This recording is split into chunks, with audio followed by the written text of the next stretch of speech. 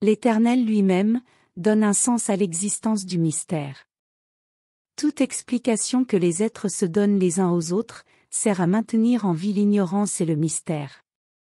La vie inexplicable est une création durable, et son occultation fait partie du jeu.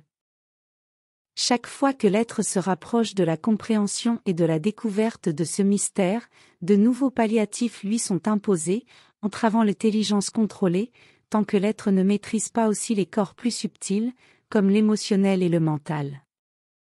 Ces corps sont au service de celui qui les commande, et ne se justifient que par leur usage.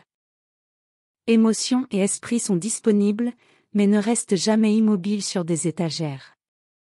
Ils sont en mouvement continu, suivant les orientations qui leur sont données.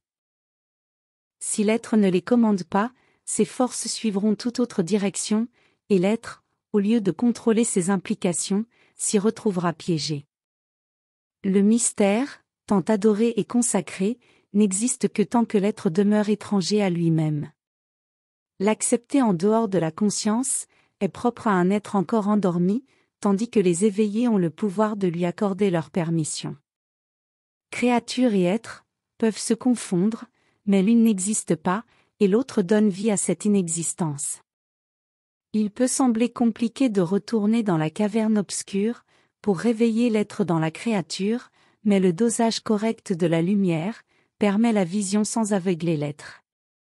Le livre possède le dosage parfait de lumière, de son et de saveur, et démontre la conséquence d'être ce que l'on veut être, par opposition à ce que l'on est.